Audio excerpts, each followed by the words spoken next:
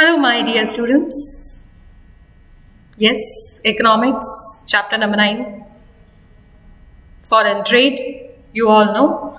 And in the C class, I'll start with the concept of exchange rate. This is the last topic. And with this, I will be done with the chapter also. So it is but natural that this is my last C class as per this chapter is concerned. So first let us understand that why do we need the currency of other country? Why do we need, हमें दूसरे country के पैसों की ज़रूरत क्यों होती है? So yes, traveling purpose के लिए अगर हम दूसरे country में travel करने जाते हैं तो वहाँ पे Indian rupees नहीं चलते हैं. This is the reason we need. The other reason is trade. Yes, international trade जो हमने study किया था उसके लिए भी हमारे को चाहिए होता है. So when an Indian tourist visits a foreign country, it is but natural that she or he may not be able to purchase goods there in Indian rupees. They need currency of that country. सीधी सी बात है, जिस country में हम जा रहे हैं हमें उस country के currency की ज़रूरत होती है. Likewise, when Indian importer imports goods from foreign country, she or he will have to make payment in that particular country's currency or in an internationally acceptable currency. Yes, या तो internationally acceptable currency में payment करो या तो उस country का जो currency है उसमें payment करो, उसके अलावा कुछ और नहीं चलेगा. Now, examples ये सारे थे of India's demand for foreign currency. Now, ये जो examples थे कि क्यों इंडिया डिमांड करेगी. नाउ बट नेचुरल है, जो हमारे कंट्री में फॉरेनर्स आते हैं एज अ टूरिस्ट आते हैं उनको हमारी कंट्री के करेंसी की जरूरत होगी. So it is but natural that such tourist और ट्रेडर्स अप्रोच बैंक्स. अब कहाँ से मिलेगी हमें ये करेंसी? हमें ये करेंसी मिलेगी बैंक्स में से या ऑफिशियली रजिस्टर्ड करेंसी ट्रेडर्स. वो जो है वो कन्वर्ट करते हैं their domestic currency into a foreign और internationally acceptable currency. Such conversion of currency is done at a specific rate at a specific time which is known as exchange rate. Yes, जो exchange होता है वो mostly हर day exchange rate जो है वो change होता रहता है. जरूरी नहीं है कि आज suppose for $1 today it is 60 rupees I am suppose to pay. तो ऐसा जरूरी नहीं है कि मुझे परसों भी 60 पे करने पड़ेंगे और आफ्टर फ्यू डेज भी 60 पे करने पड़ेंगे. वो कम ज्यादा होता रहता है. So exchange rate is the price of foreign currency in terms of domestic currency. यानी कि जो मुझे दूसरे कंट्री के करेंसी के लिए जितने मुझे देने पड़े मेरे कंट्री के currency, that is known as exchange rate. Now obviously simple definition आगे आपको दी हुई है. In other words it is the units of home currency required to buy 1 unit of foreign currency. Yes, दूसरे कंट्री की currency को purchase करने के लिए हमें हमारे कंट्री के कितने पैसे देने पड़ते हैं, कितना करेंसी देना पड़ता है. So the rate at which the currency of one country can be converted into currency of another country is called exchange rate. और सिंप्लीफाई करके बोला exchange rate is the price of foreign country in terms of domestic currency. Actually it is exchange rate is the price of foreign currency.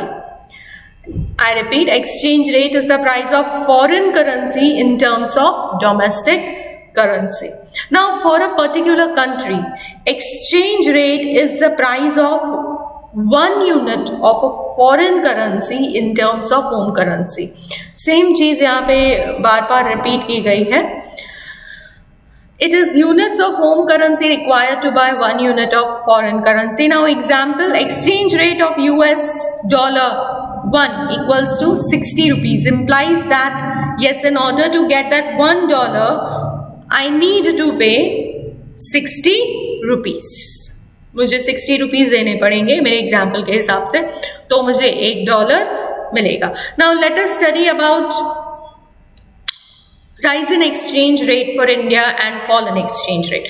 Now यहाँ पे a rise in exchange rate for India means that the value of Indian currency has declined in international market. Yes, once again I am repeating, it says that जब rise in exchange rate होता है, हम India का example लेंगे, when there is rise in exchange rate for India, it means कि हमारे country का currency का जो वैल्यू है वो डिक्लाइन हुआ है इंटरनेशनल मार्केट में, और अब से हमें ज्यादा पे करना पड़ेगा. For now more Indian rupees will have to be paid to buy 1 unit of foreign currency. Yes, जैसे मैंने आपको बोला, अब हमें ज्यादा पे करना पड़ेगा. नाउ इसका मतलब ये होता है कि यहाँ पे फॉरेन करेंसी जो है वो हमारे लिए एक्सपेंसिव हो गया है क्योंकि मैं ज्यादा पे कर रही हूँ. नाउ जब मैं अपना प्रीवियस एग्जाम्पल के हिसाब से जाऊं तो यहाँ पे मैंने पहले के हिसाब से मैंने $1 के लिए पे किया 60 rupees. Now over here exchange rate जो है वो इंक्रीज हुआ है इंडिया के लिए, तो अब मुझे सपोज 65 पे करना पड़ा. सो 65 पे करना पड़ रहा है. So it means that when over here I am paying more, right? यहाँ पे मैंने पहले से ज्यादा पे किया.